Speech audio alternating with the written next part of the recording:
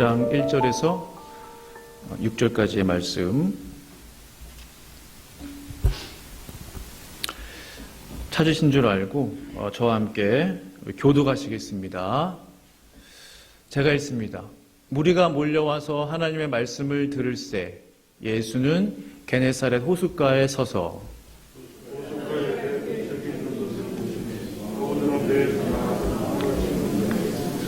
예수께서 한 배에 오르시니 그 배는 시몬의 배라. 육지에서 조금 떼기를 청하시고 앉으사 배에서 무리를 가르치시더니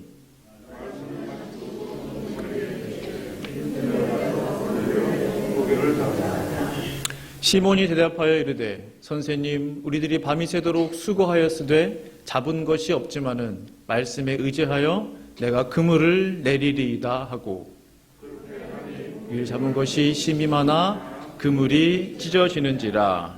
아멘. 우리 2022년 새빛교회 표어를 한번 힘차게 외쳐보도록 하겠습니다. 오른손을 드시고요. 시작. 말씀과 기도로 비상하는 교회, 말씀과 기도로 비상하는 교회. 아멘. 하나 더 있습니다. 항상 같은 구호만 외치니까 조금 식상하시죠, 가끔? 그래서 오늘부터 우리 교회가 전교인이 함께 외울 수 있는 암송 구절을 하나씩 좀 선택해서 외워보면 어떨까 싶어서요. 이번 주 고른 말씀은 갈라디아서 6장 9절 말씀입니다. 그 주보에 나와 있어요. 뒷면 보시면. 네. 오늘 첫 시간이니까 보고 읽으시면 되겠습니다. 갈라디아 6장 9절 읽습니다. 시작. 우리가 선을 행하되 낙심하지 말지니 포기하지 아니하면 때가 이름에 거두리라. 아멘. 이 한 주간 이 말씀 붙잡고 승리하시기 바랍니다. 제가 한번 기도하겠습니다. 걸어가신 아버지 하나님 감사합니다. 우리에게 힘 주시고 건강 주시고 또 마음 주셔서 은혜 주셔서 주의 전에 나와 예배할 수 있도록 우리를 이끌어 주심을 감사합니다. 이 모든 것이 주님의 은혜입니다. 주님의 축복입니다. 이 제단을 주님의 손에 올려드리오니 성령님 말씀하여 주시고 깨닫게 하여 주시고 깨달은 대로 행하며 실천하며 살아갈 수 있도록 새 힘, 믿음, 용기 허락하여 주시옵소서. 감사하며 예수님의 이름으로 기도드립니다. 아멘. 아멘. 오늘 손님들이 좀 많이 오셔서 좀 평소와는 좀 다른 예배 분위기인데요. 하나님의 은혜가 함께하길 바랍니다. 오늘 설교 제목은 빈 그물과 빈 배입니다. 빈 그물과 빈 배. 성도 여러분, 만약에 성도 여러분들께 한 달 정도 시간이 있다면, 자유시간이 있다면 뭐 하시겠습니까? 한 달이란 시간이 있다면 뭐 하고 싶으세요? 뭐 어떤 분들은 여행을 하고 싶다. 어떤 분들은 그동안 밀린 일들을 하고 싶다.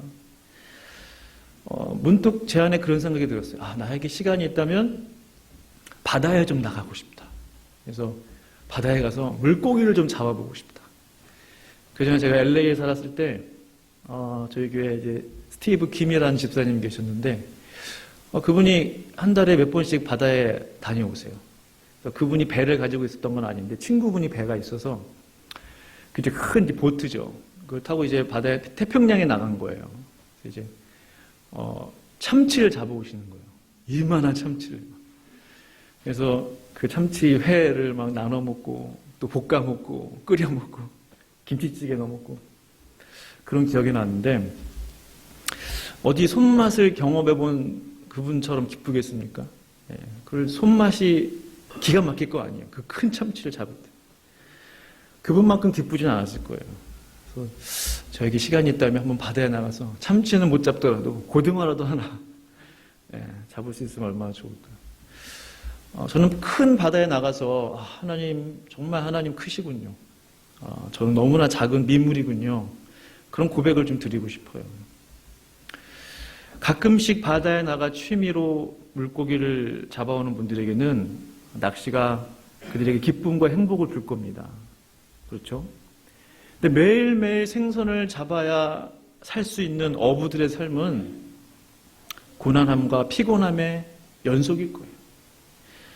오늘 저는 그 고단한 삶을 오랜 시간 살아왔던 그 어느 시골 어부들의 이야기를 함께 나누기 원합니다.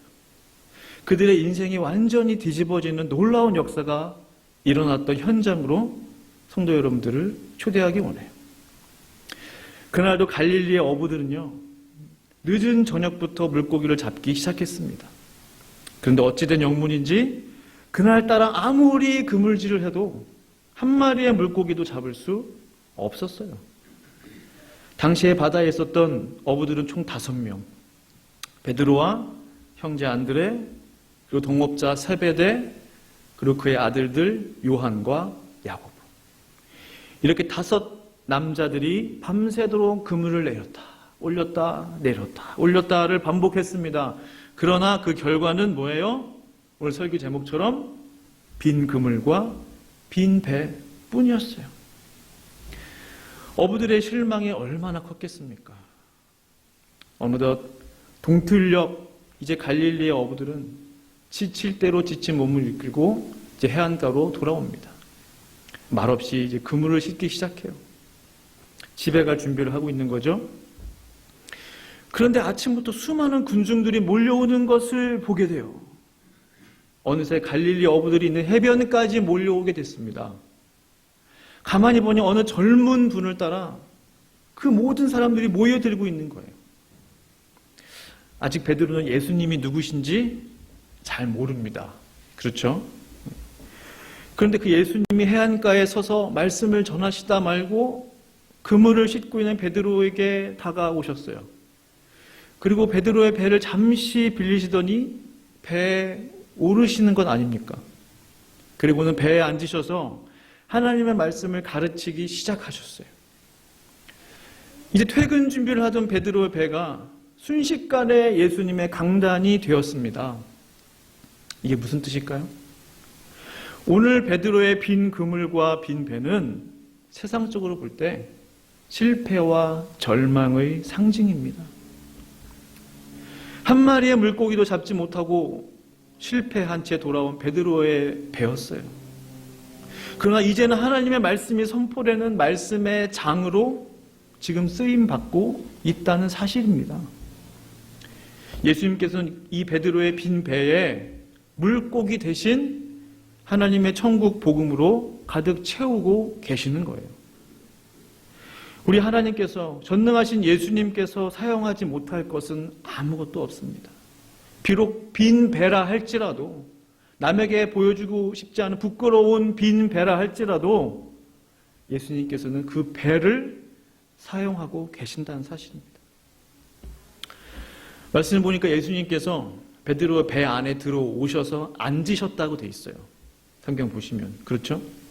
이 말은요, 이제 예수님께서 베드로의 삶의 주인으로 오시겠다라는 의미예요. 예수님께서 베드로의 인생의 왕으로 내가 좌정하시겠다라는 의미인 겁니다. 성도 여러분, 예수님께서 내 마음에 왕으로 좌정하시는 것이 얼마나 중요한지요. 그런 면에서 볼 때 우리 교회 안에는 2 종류의 사람이 있다고 생각이 들어요. 첫째는 필요할 때만 왕을 찾는 사람입니다. 나에게 문제가 생길 때만 왕이신 예수님을 찾는 겁니다. 어려울 때만 왕께 나아가는 거예요. 문제가 없거나 필요하지 않으면 왕을 멀리합니다. 왜? 필요가 없으니까. 내 하소연을 들어줄 수 없으니까. 들어줄 필요가 없으니까. 아쉽고 긴급할 때만 그 재판장 찾아가듯이 하나님을 찾아가는 거예요. 우리 중에는 그런 분이 없기를 바랍니다. 둘째는요, 2번째는 항상 왕을 내 마음에 모시고 사는 사람들이에요. 왕이신 예수님께서 내 인생의 왕으로 오시는 거예요. 나에게 가장 중요한 분이 되시는 겁니다. 항상 그분께 나의 모든 권리를 드리는 거예요. 그럼 어떤 일이 펼쳐져요? 내 안에 왕이 계시기 때문에, 내 마음 속에 왕이 계시기 때문에 내가 말하지 않아도, 내가 염려하지 않아도 이미 내 안에 계신 왕께서 내 모든 사정을 알고 계신다는 거예요. 모든 것을 알고 계시는 왕이 내 속에 계시기 때문에 염려, 걱정, 근심하지 않아도 됩니다.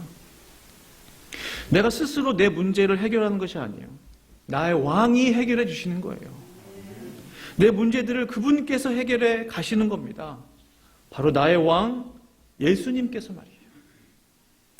성도 여러분, 간절히 바랍니다. 우리 주 예수 그리스도를 우리 성도님들의 인생의 왕, 인생의 주인으로 항상 모실 수 있기를 간절히 축원합니다. 이제 예수님께서 말씀을 마치신 후에 베드로에게 다음의 말씀을 하세요. 5장 4절 말씀 큰 목소리로 한번 읽어보실까요? 네, 시작. 말씀을 마치시고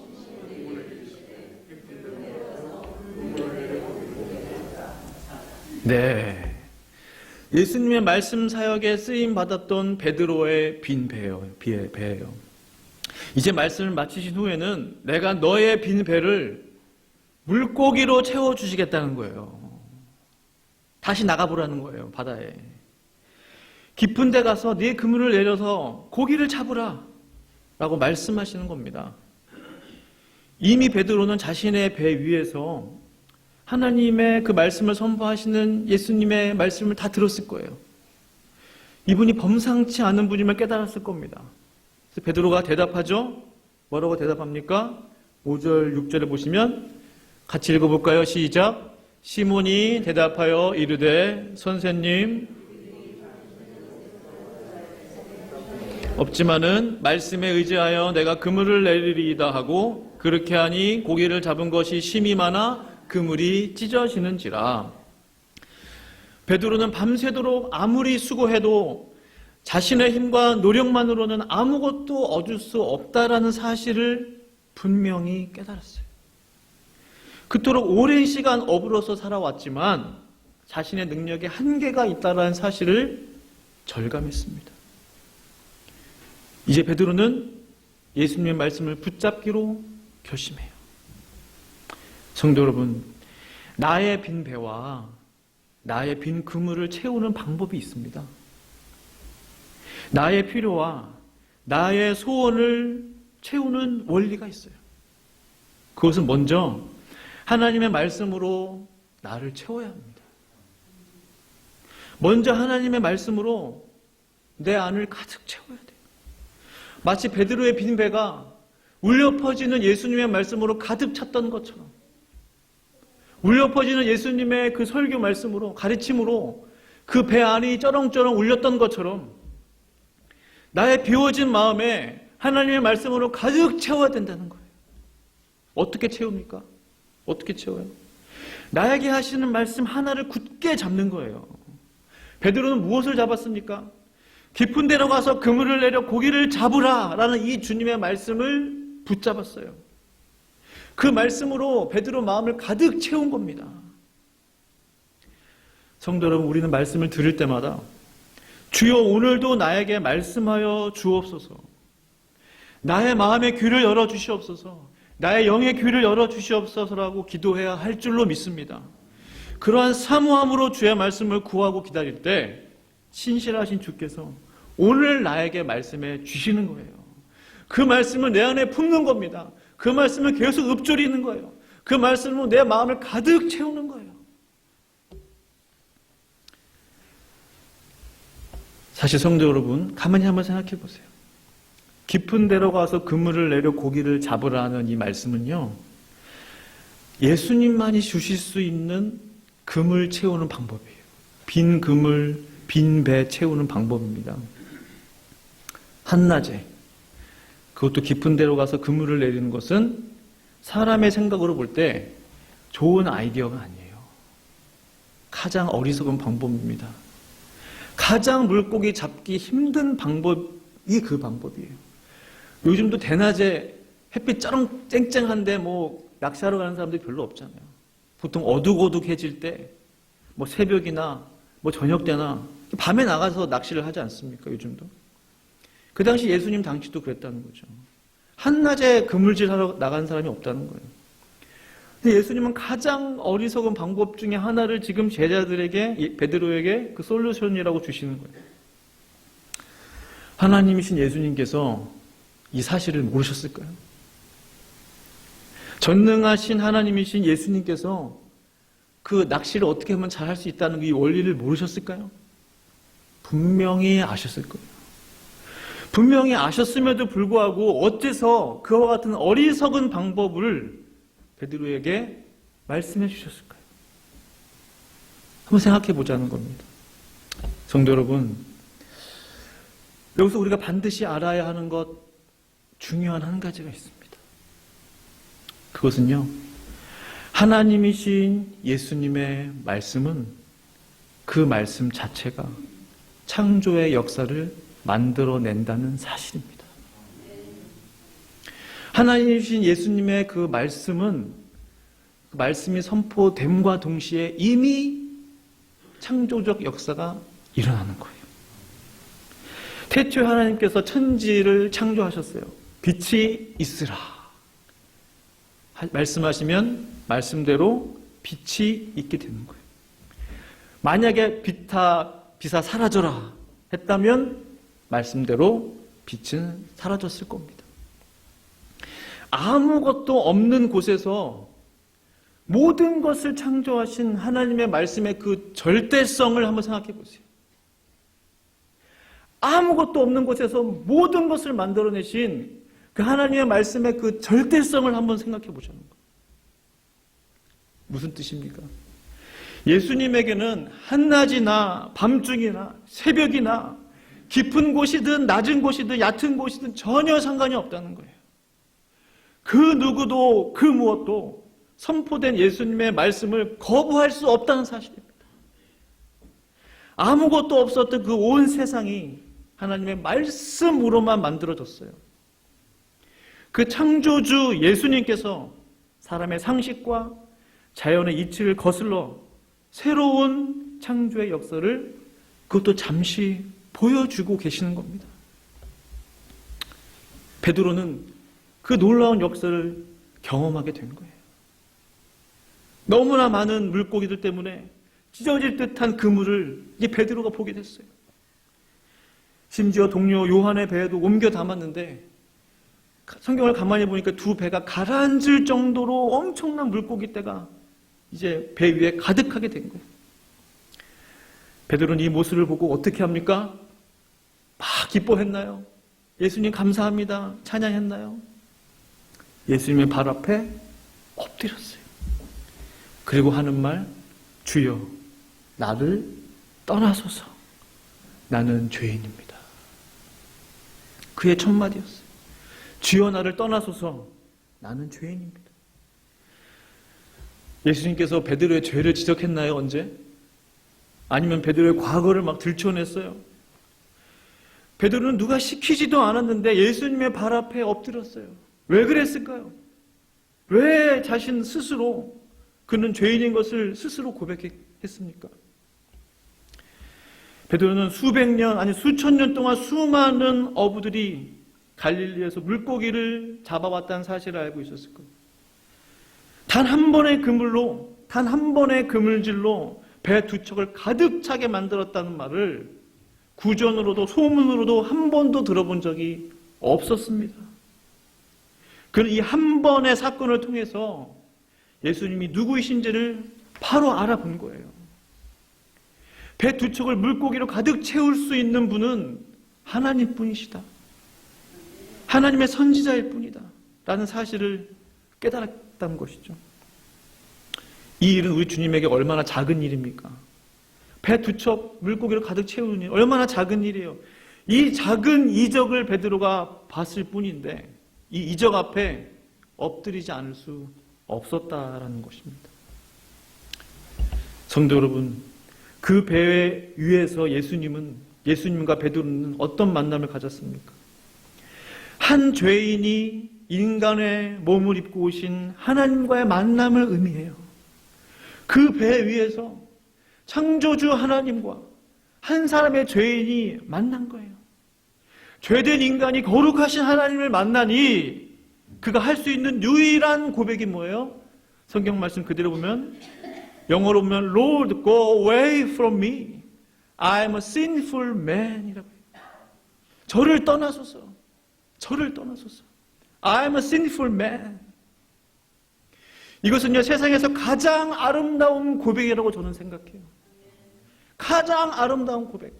가장 높으신 하나님 앞에서, 가장 높으신 창조주 하나님 앞에서 가장 낮은 인간이 할 수 있는 유일한 말, 유일한 고백. 저는 죄인입니다. 저를 떠나소서. 예수님은 베드로에게 이제 이렇게 말씀하십니다. 무서워하지 말아라. 왜 이렇게 말씀하셨죠? 베드로는 이미 예수님의 권위 앞에, 그 말씀의 권위 앞에 두려웠거든요. 도대체 이분이 누구이신가? 도대체 이분이 누구십니까? 이제 예수님께서 베드로에게 사명을 주십니다. 그 사명이 뭐예요? 네가 후로는 사람을 취하리라. 네가 이제부터는 사람을 취하리라. 마태복음 4장 19절 말씀 같이 한번 읽어볼까요? 시작. 나를 따라오라. 아멘. 예수님이 말씀하셨어요. 나를 따라오라. 내가 너희를 사람을 낚는 어부가 되게 하리라. 먼저 누구를 따라갑니까? 예수님을 따라가는 거예요. 내 마음대로 혹은 내 스스로 사람을 낚는 어부가 될 수 있는 게 아니죠. 예수님을 따라가면, 예수님을 따라가다 보면 예수님께서 나로 하여금 사람을 낚는 어부로 만들어 주시겠다는 거예요. 에스겔서 47장 말씀 보시면요, 이런 내용이 기록되어 있어요. 성전문 틈에서 물이 흘러나오는 환상이 나오고 있어요. 에스겔이 이제 그것을 보게 되죠. 그 환상을. 성전에서 나온 물이 점점점 차오르죠. 이 내용을 잘 아실 겁니다. 이 차오른 물이 발목에, 이제 무릎에, 허리에 오르고 이제는 사람이 능히 건널 수 없는 큰 강이 됩니다. 그 강물이 흐르는 곳마다 어떤 일이 벌어져요? 죽은 바다가 살아나고 죽은 식물들이 살아나요. 수많은 나무들이 살아나게 됩니다. 자라나게 돼요. 그리고 어떤 일이 펼쳐져요? 크고 작은 물고기들이 강에 넘쳐났다고 기록합니다. 그리고 이 환상 속에 등장하는 사람들이 있었는데 그 사람들이 바로 강가에서 그물을 던져 물고기를 잡기 시작하는 어부들이라는 사실이에요. 말씀 보시면요, 우리 같이 한번 읽어보겠습니다. 시작. 이 강물이 흐르는 곳마다 번성하는 모든 생물이 살고 또 고기가 심히 많으리니 이 물이 흘러 들어가므로 바닷물이 되살아나겠고 이 강이 이르는 각처에 모든 것이 살 것이며 또 이 강가에 어부가 설 것이니 엔디게에서부터 에네글라임까지 그물 치는 곳이 될 것이라. 그 고기가 각기 종류를 따라 큰 바다의 고기같이 심히 많으려니와. 아멘. 성전에서 흘러나온 생명의 물, 이것은 곧 하나님의 살아있는 말씀을 의미합니다. 그 말씀의 생수가 온 바다, 온 세상 속으로 흘러 들어가기 시작했어요. 그러자 각기 종류에 따라 심히 많은 물고기들이 모이기 시작했습니다. 살아나기 시작했어요. 이제 무엇을 해야 합니까? 고기들이 모였어요. 뭘 해야 돼요? 말씀대로 그 강가에 어부가 설 것이다 라고 하는 거예요. 그 강가에. 그 어부들이 무엇을 합니까? 어부들은 왜 강가에 서요? 그 고기들을 잡기 위함이에요. 주께서 어부들을 세울 것이다. 주께서 어부들을 보낼 것이다. 그 물고기들을 잡기 위해서. 성도 여러분, 이제 우리 모두가 이 영적인 어부가 되어야 할 줄로 믿습니다. 그 많은 물고기들을 낚아 올려야 할 때가 된 거예요. 우리 모두가 사람 낚는 어부가 되어서 하나님께서 준비시키신 그 영혼들을 건져 올려야 합니다. 이 모든 역사들은 하나님이 하신 거예요.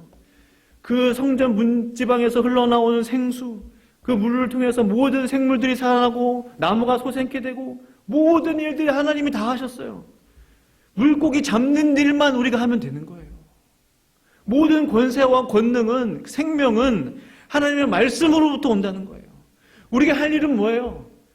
하나님이 다 이루어주신 그 일에 네트만 던지면 되는 거예요. 하나님이 세우신 그 영혼들, 준비시킨 영혼들 건져 올리기만 하면 된다는 겁니다.